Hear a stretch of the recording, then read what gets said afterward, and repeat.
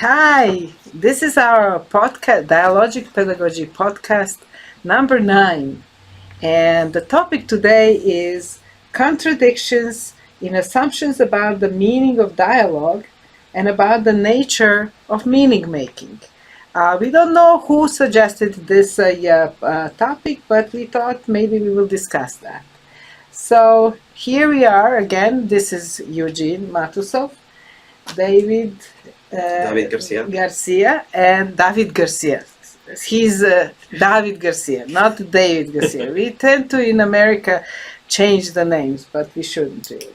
And I'm Anna Marjanovic-Shane. So we are starting with contradictions in assumptions about the meaning of dialogue and about the nature of meaning making. So what's meaning making? What's dialogue? Okay, that's good. It's very interesting to know what there are. How many people wanted to that topic? Voted. 9 people voted for this topic. Among them were Tina Kuhlenberg, So Meacham, Charles Beasley, Veronica Giovannini, Keisha Hopkins Keebler, Mirja Hamalainen, I hope I'm pronouncing well, Emma McLeavy, and Hunter Strickland. Okay. Well, I think we probably can start with meaning making and to see how much we will go to the contradictions of the, I don't know, what contradiction of meaning dialogue or something like that. I'm less sure what it means. So we can start with meaning making. And this is very exciting time right now because we have computers that are trying to do meaning making. Actually, I was prepared my phone. Let me try to do. Okay. Hi Siri. Hi Siri. Hey. What is dialogic meaning making? Okay. Siri. Okay, that's not very responsive. Okay, let me try again. You did it before. I didn't before, but let's see what will be. Okay. Hi Siri, what is dialogic meaning making? Nope. She's ignoring you. She's ignoring you. Okay. Let's try mine. Okay. Hi Siri. What is dialogic meaning making? As a noun, it means the process of making or producing something. Do you want to hear the next one? Yes. As a noun, it means money made, earnings or profit. Want to hear the next one? No. No, that's enough. So this is what we've learned so far, that meaning making by producing something and something to make money. Which is very interesting and healthy definition of meaning making. Probably didn't hear me well. No, not necessarily. But I think it's a good idea to start what is meaning making and whether or not there is such thing as dialogic meaning making and non-dialogic meaning making. Well, in my view, there is no such thing as non-dialogic meaning making. Meaning making is dialogic. And what's confused with meaning making is exactly what Siri is trying to do right now, and which is can be called pattern recognition. Yeah, and this is what they're trying to do, pattern recognition. And there are different approaches to pattern recognition. For a long time, there was a rather unsuccessful idea of pattern recognition through algorithmic pattern recognition. You mean different approaches in technology, right? Well, it's actually not only in technology. The whole idea has very long philosophical underpinning of this before technology, and then it became in technology, moved to the technology. And so it's basically if then, and it's very relevant to education because I would argue that majority of what conventional education does is actually focusing on pattern recognition, and that's what they teach, pattern recognition. And but again, algorithmic pattern recognition is like if then, if 2 + 2 then 4. This is like calculators basically work like that.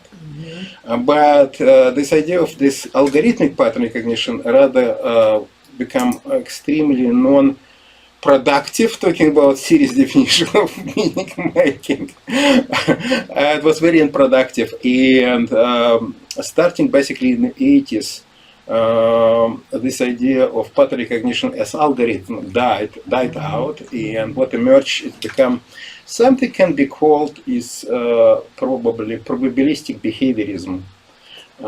And that's become extremely powerful. The idea of probabilistic behaviorism developed in computer science in early 60s, basically at the end of 50s, but unfortunately computers couldn't support that yet, and they mostly supported algorithmic approach. And so the history of that algorithmic approach won for some time, and but in 80s I would say it collapsed because computers become very powerful, but algorithmic approach did not bring any much success.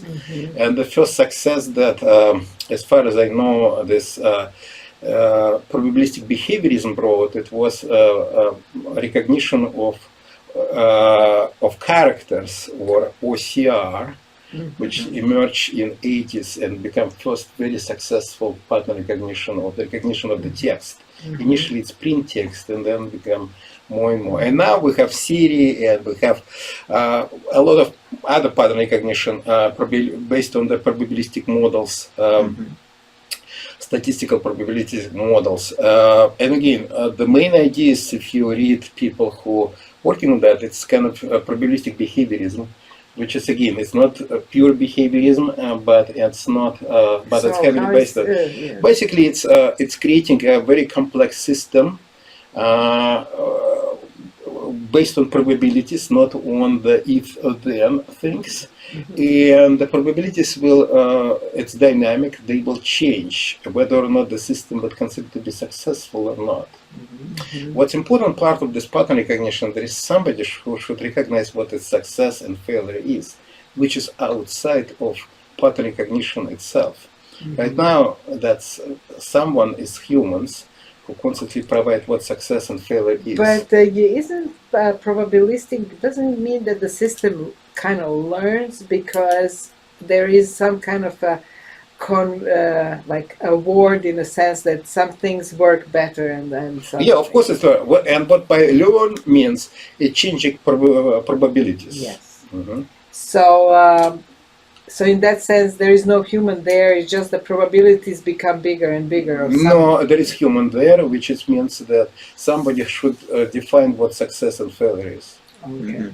And that's so far it's humans, but there is a possibility of breakthrough when it will be non-humans, which is what's happened in organic world. There is a lot of pattern recognition. We are kind of terrific pattern recognition.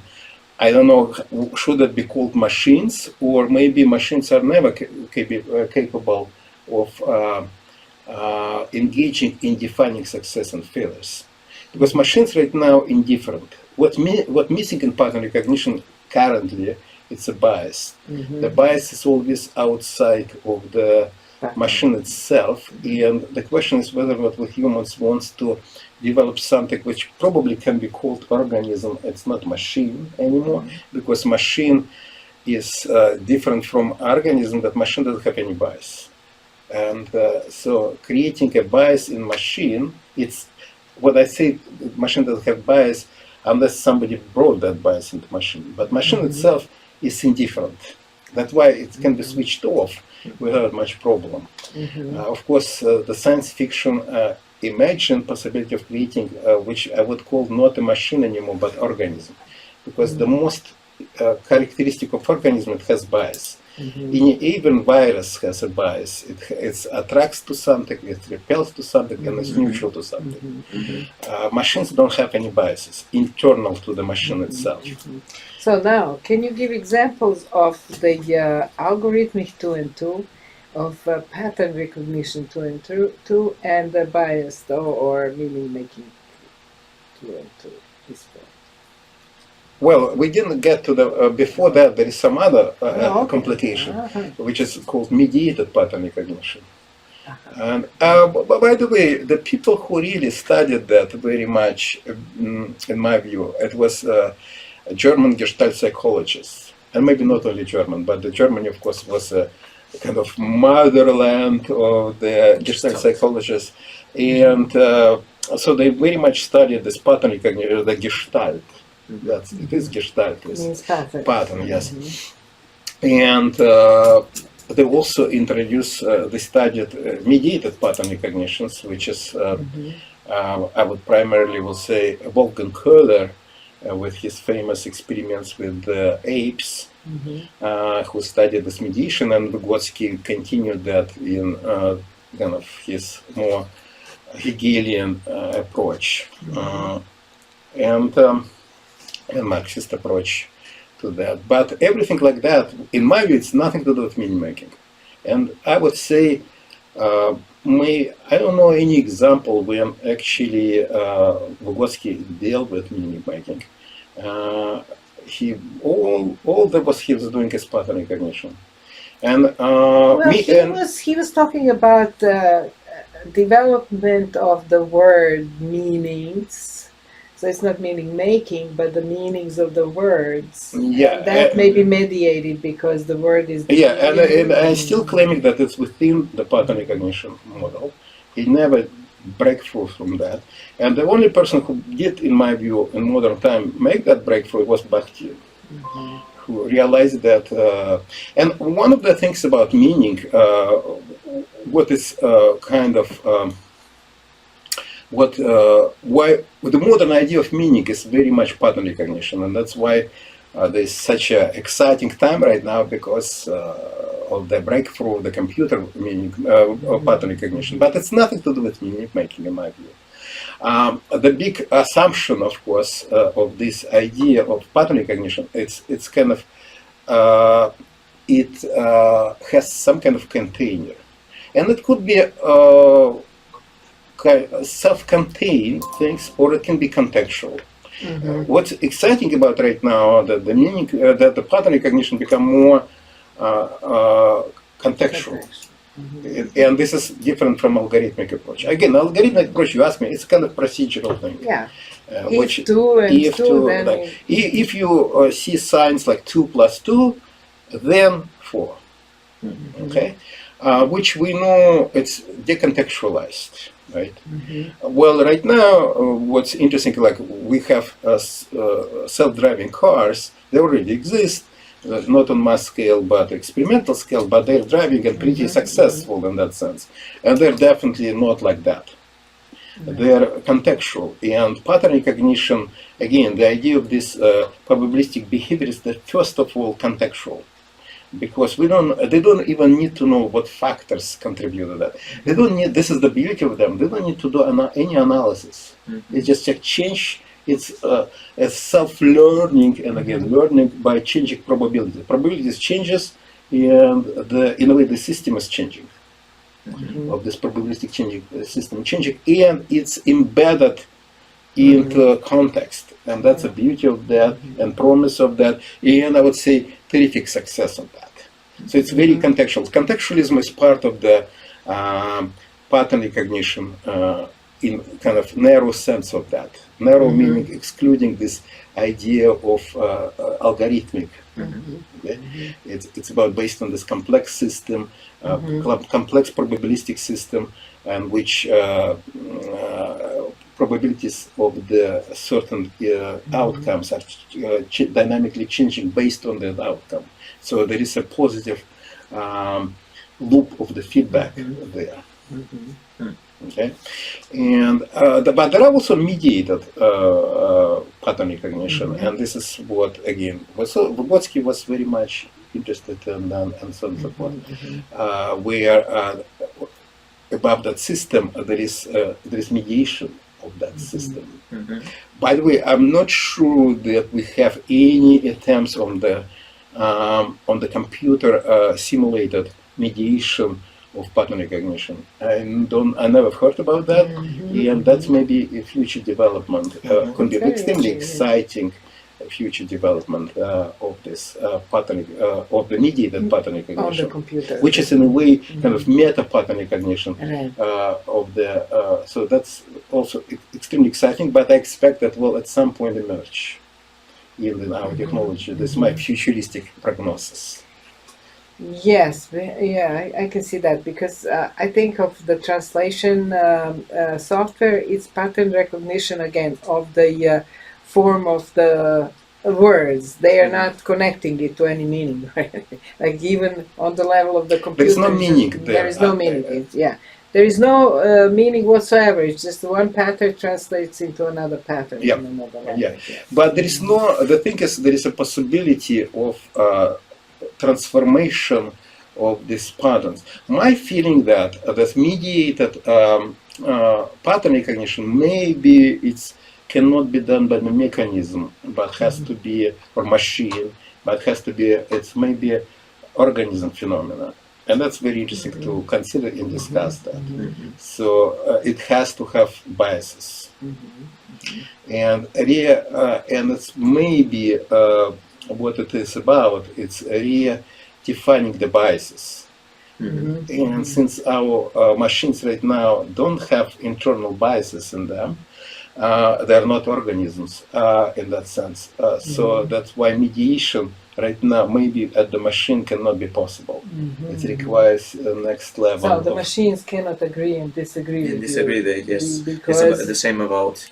It's not about agreement. There's nothing about the agreement. Why are you saying agree, disagree? I'm jumping into this, let's say, culturally mediated. But it's we not. would bias machines in something. No, okay. Be careful because you must again. You start blurring things again. Okay. Neither organism nor machines are able to do meaning making, in my view. That's true. There's no agreement. It's not yet meaning making, but it's a beginning to go beyond the pattern. No, there is nothing beyond it. It's beyond the bias. Let me particular bias. It's mediation of the biases. Let's say Köhler experiments of that classical experiment. I don't know if you know that. Anna, of course, knows that. Just because she studied that. So it's about experiments done 1910s, so 100 years ago, maybe exactly 100 years ago, maybe actually more than 100 years ago, slightly more. It's like there's chimpanzees in the cage, and there's banana. So it's a classical thing. And banana is chimpanzee is trying to get banana, unsuccessful because banana is too far. And so chimpanzees spending all the time of trying to reach that, and they actually raised in captivity. But some chimpanzees get really frustrated and start kind of in frustration moving around the cage and rediscovered the stick that can become, the stick become part of this reaching the banana. And it could be much more complicated than stick, including making tool making. But again, there is that possibility to include stick into bias about banana, to redefine that stick. Now the desire now shifted to the stick and actually moving away from banana, because in order to get stick you have to move away from banana. And so in my view this is kind of creates this different type of pattern, mediated pattern recognition, and incorporates a new, completely new complex action, and again which can be even more complicated in creating tools, but not that much. Creating tools, it is become at the level of dealing with this kind of mediated action, which is not with agreement, Anna. I don't see. No.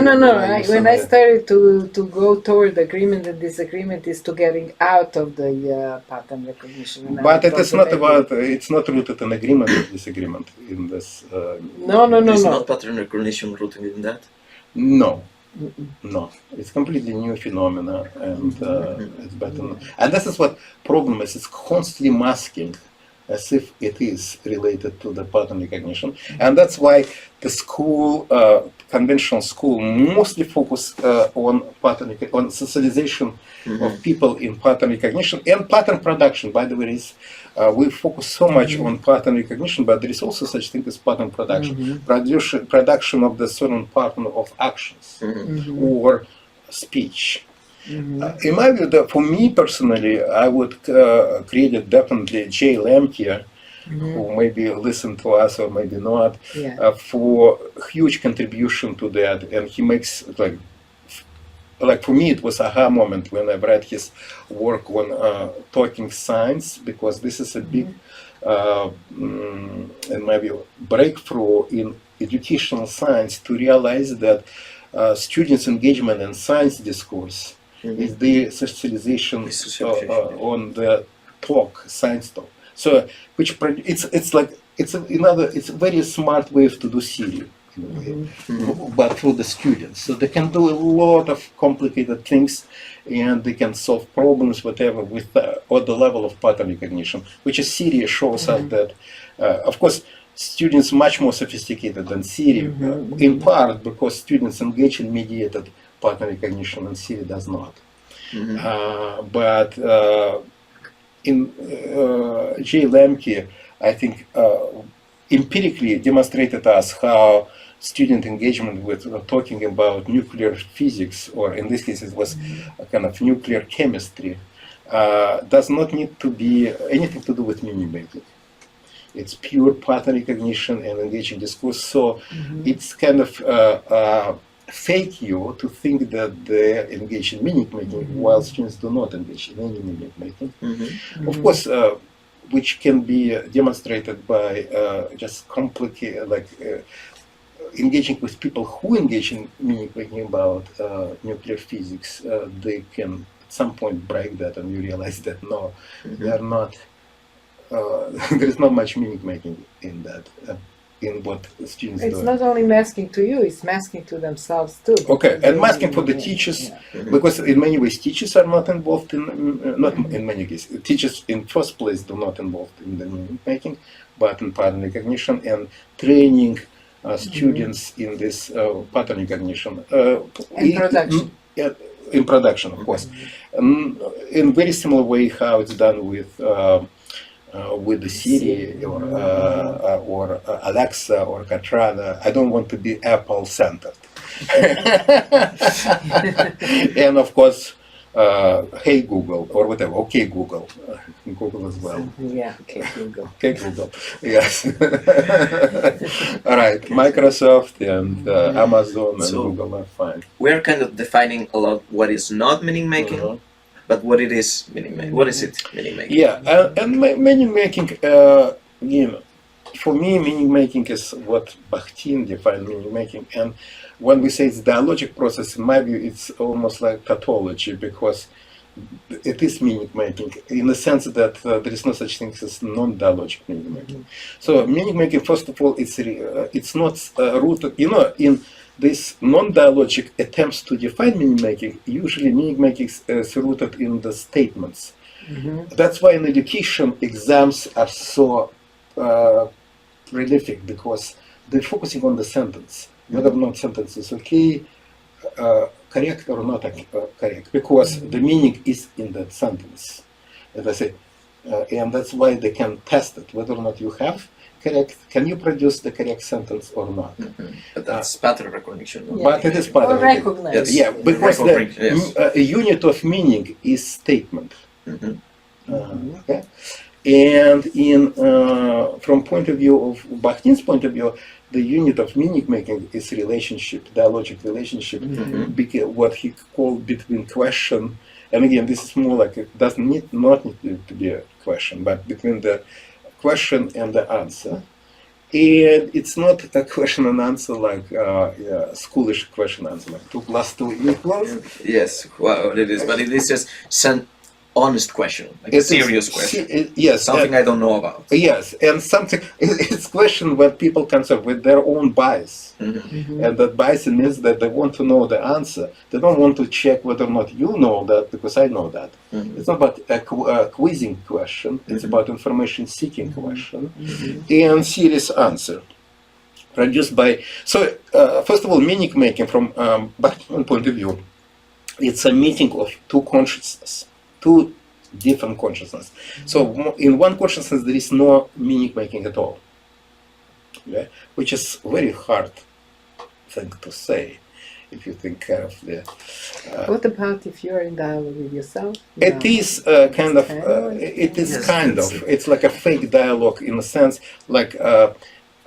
Let me tell you that very interesting thing. It's very difficult to play chess with yourself because you start cheating on one of the sides of your sides. And you read your own mind. In my view, there is kind of interesting process of what internal dialogue. I always think about internal dialogue as more metaphoric than real, in the sense that it is losing. It's kind of pseudo dialogue.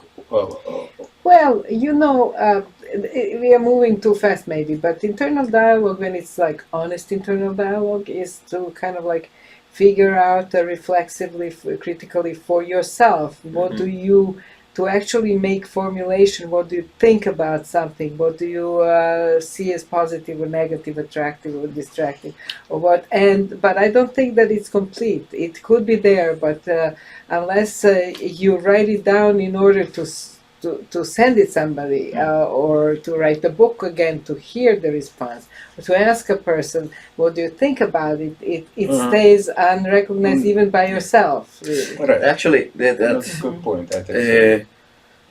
I think it's interesting the topic about self-dialogue, if it can be such a thing. That's what we discussed. Yes. So, but because even writing. For just by yourself, it's different when you expect someone different to read it than when you know. Like it's different if I write in this, just of my ethnography for me, for a future me to read it, than if I write a letter.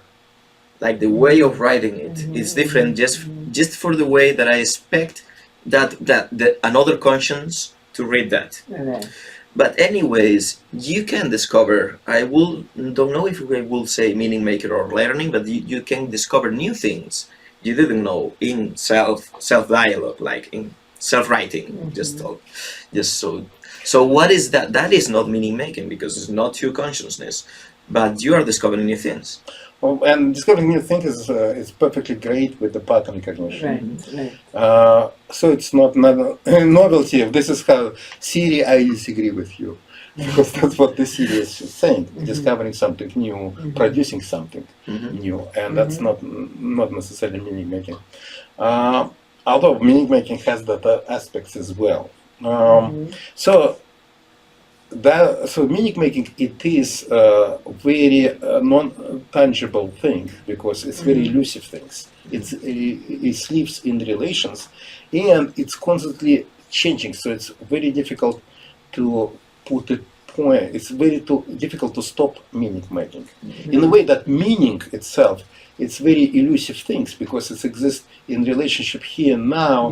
And since the question is answered, it immediately changes. But I would add because I agree that it's the relationship between the serious question and an honest question where you're really seeking information and an answer. But it also, when you say in relationship, has this component of addressivity, because if I ask the same question to you and to David and to whoever else, it's not the same question in itself. So it's addressivity is a part of that, and it's not neutral either. It's again biased on many different levels, because these relationships are all different. So it's not the same question.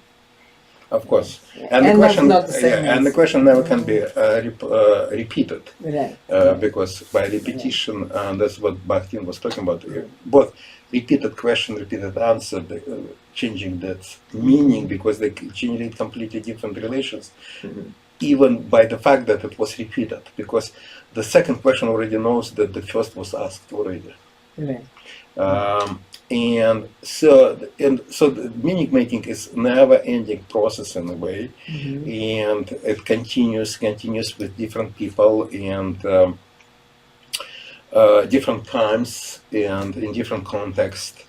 So it's very elusive process. That's why it's so difficult to think that. And so there is attempts to finalize that, which is basically put limits on that. Put some shape on that. Yes, which put some pattern on that.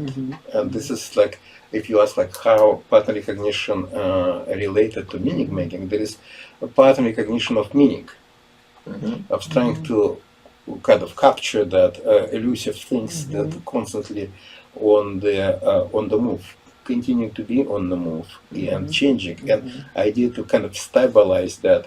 But by again, meaning making is like shark. Yeah, Like it will die. It cannot stop. If it stops, it dies. So there is attempts by the pattern recognition to stop that, and or kind of grab that, and not necessarily it's really grabbing. It's like put tokens on that, on this process. And yes, but and this you know is this is what token. Let me just finish. This token making or coding in a way of meaning making. This usually confused with meaning making itself. So that will be definitions, tokens on token meaning tokens. Like a definition of a word, it's a meaning token. Yeah, that will be, because I'm interested in how meaning making relates to other practices, relates to practice, and I think in some way it has to go through meaning tokens, because otherwise it cannot be constructed into a discursive artifact.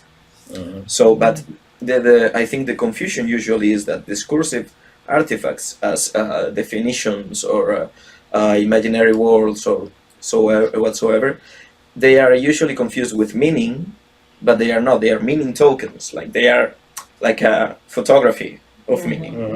That makes sense.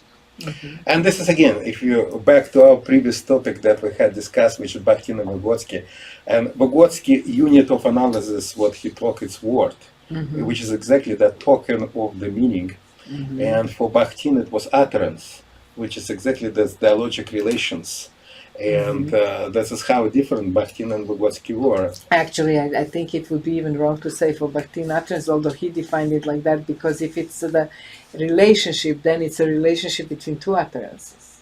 And yes, of course.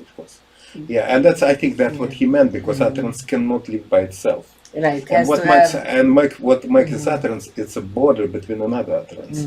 So of course it is utterance implies only other things, which is not true for the word. You know, word exists by the word itself. Yeah, itself, yes. Yes, and so it's interesting, and of course it's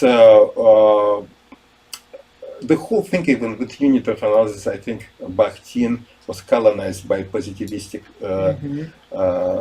not methodology, because methodology itself, in my view, positivistic notion, but positivism, and uncritically accept this idea of unit of analysis. There is no such thing as unit of analysis of meaning. But and it doesn't mean necessarily question and answer is smallest things for the meaning, but it's where at least meaning can happen. But because, you know, unit of analysis, in other words, is unit of measure, how to find out the smallest substance with which you can then measure bigger. But for the meaning making, there is no measurability. You cannot measure it. You cannot compare it. I mean, any comparison of one to another becomes new meaning making, and it just moves. Well, once you are able to measure meaning making, you're talking about necessarily about meaning tokens. Because meaning is meaning making process, and it's unique and essentially unique. It's not as soon as you start erasing for some purposes differences. It means you stop dealing with meaning, but you start dealing with tokens probably, or patterns, just some kind of patterns which maybe not even tokens of that at all, if you just notice certain things. And like, for example, let me give example. If kind of I noticed my students write a lot of on the web. I have like thousands, maybe I don't know, maybe thousands and thousands of the postings, right? And I make the observation, which is not only I make, but a lot of other people made, like gender difference, because female students more they tend to use I feel and when they write, and male students use I think. Again, it doesn't mean that all males do that or all females do that, but on average. But dealing like that, it's not about meaning making. It's about pattern recognition, and not even talking of the meanings. It's basically pattern recognition, and which is by itself maybe it's not bad things. But then, of course, the question becomes, what does it mean? And in this case, can we erase the differences between two people using that or not? And that's kind of interesting problem.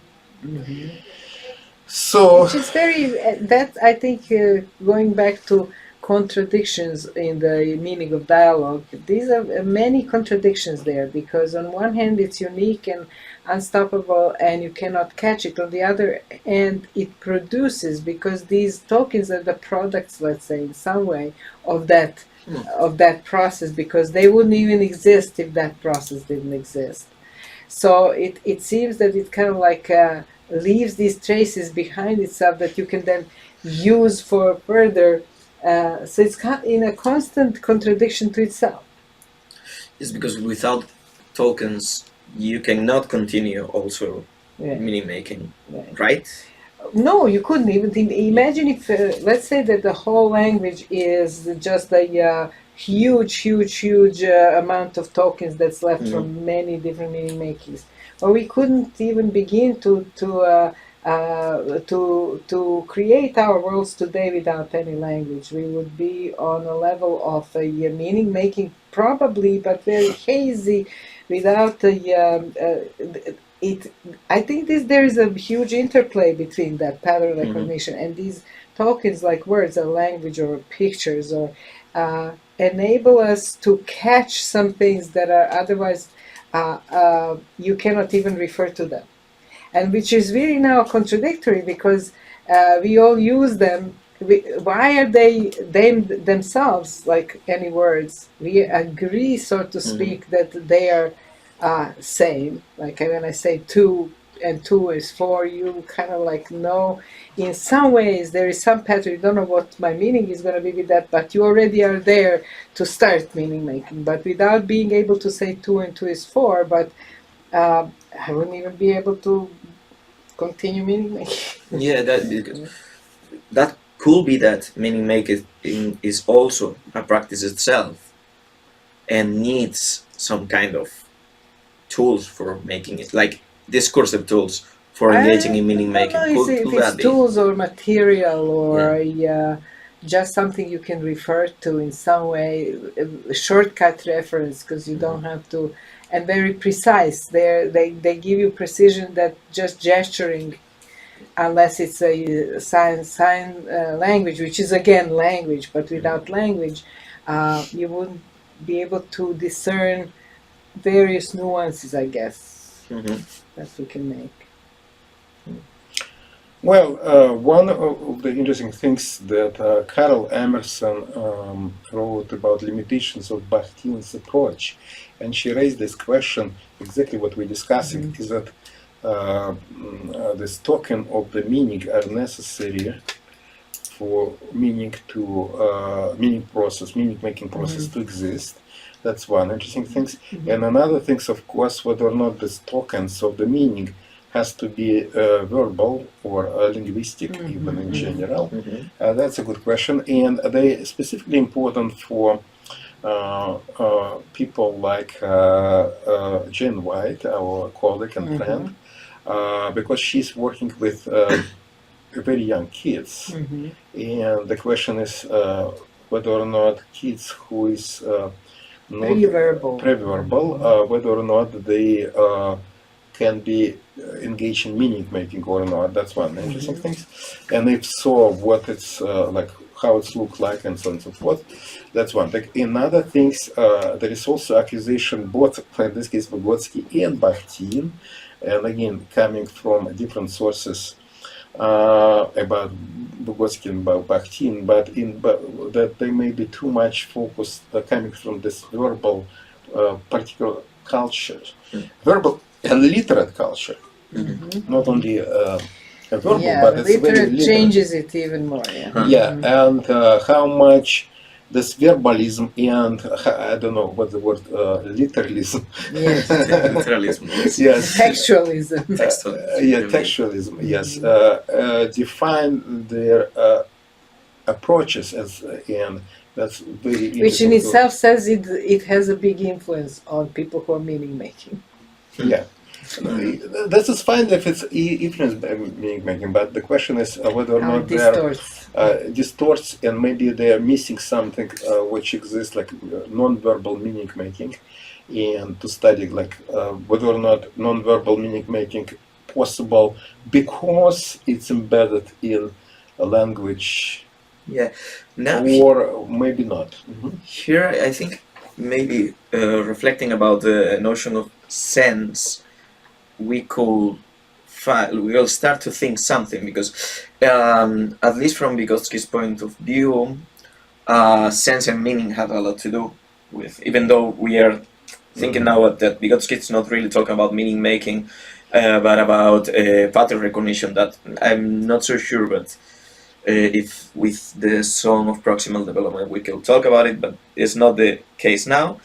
But affection has a lot to do with meaning making. So talking about affection in meaning making, can we imagine other ways of meaning making that are not verbal, not textual? Concept. But again, the question is like how much affection even part of the meaning making or not. That's a very good question in themselves. I'm talking about in themselves. Of course, you can do meaning making about affection. So, can you say like that meaning making is somebody's question, like what does it mean to me, or what does it mean to you? And if you think about, let's say, just really affectionate processes between people, various gestures and relationships could be completely imagined without verbal, and their meaning.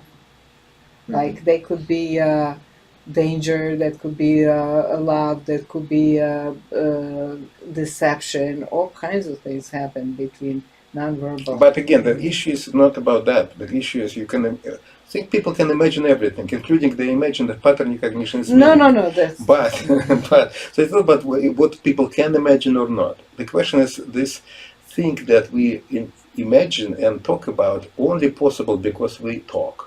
that we don't know because we already talk.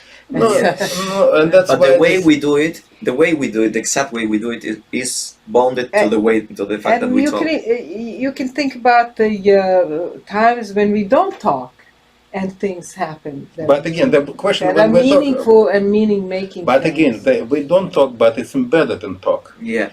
The question we might. No, there may be some moments when somebody looks at you in a certain way. Again, as we look in it's whole thing. It's within the context of the language, not context, but we because we have language, because we interpret it in some way which is already infected with linguistics. Yes, there is an interpretation of that gesture.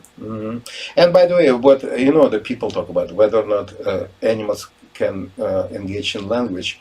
The problem is when yes, they can engage if by language we means pattern recognition, and there is evidence for that. Sounds like.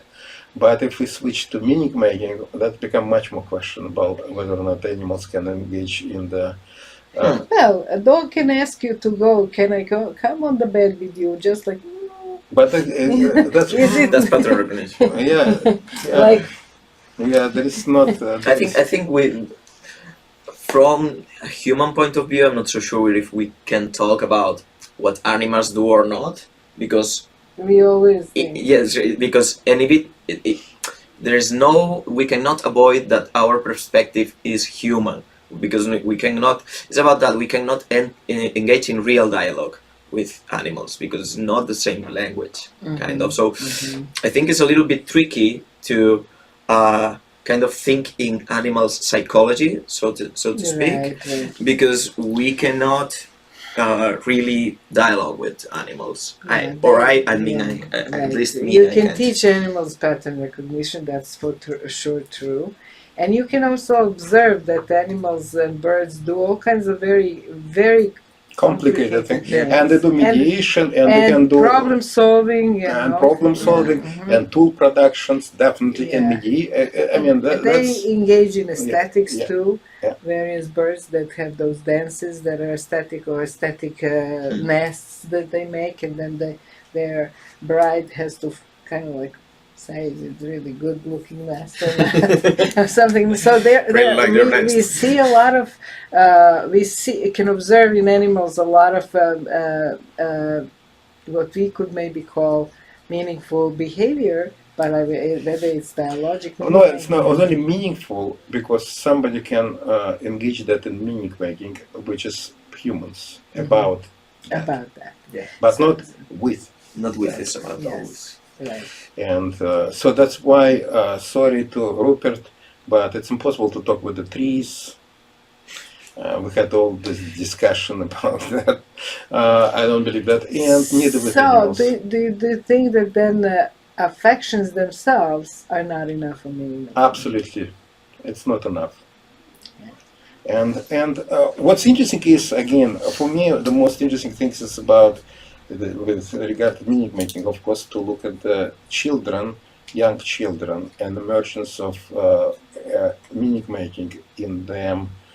And again, is it really? When you spot that moment when they begin meaning making biology. Yeah, and the question is, well, it's not will be one. Well, of course, I'm just right, but that's something very interesting. And again, how much meaning making is related to language, and by language again, it could be sign language, whatever. Yeah. But it is nevertheless language, and that's the interesting question. Which is we talk about how much it's required this type of constantly finalizing and producing token of in order to then use them, and almost every meaning making is a meta meaning making because you're using previous tokens and so on. I don't think it's meta. It's just part of the again because you start closing, and that's what people mean. There's nothing meta about that. No. Yes. It's so that's interesting question. I don't think we have this answer for that. Should we stop right here? We should stop because it's already 47 minutes and more, and it's pretty long, and we. Yeah, and the next time we will have a podcast that being organized in terms of time by Charles Beasley from New Zealand, because we're trying to make a less geographical zone-centric podcast, so other people can participate, and probably we'll trying to do Zoom, so we will see each other. So it will be not. It will be live, but live Zoom, so people can see each other. And and of course, whoever cannot join at that time, it will be also recorded, and you can watch it like you can watch this one. Yeah, and we will start also planning podcast 11. So next will be 10. Will be next week. So we'll talk about 11 after that week. Please vote on the topic. We'll create a new poll. We'll include all the topics that we haven't, and also name them by the person who proposed them. And you can add your topics, and please add your name to the topics that the reason why we're asking to put your name is because if it's not clear for us, like what people mean, so we'll at least ask this person, like, what do you mean by that? No, because also, see, here we touched, and we didn't finish completely, that meaning making has to have an author. And so if you want to make meaning with us, you have to be the author. Okay, good. Okay, bye. Thank you.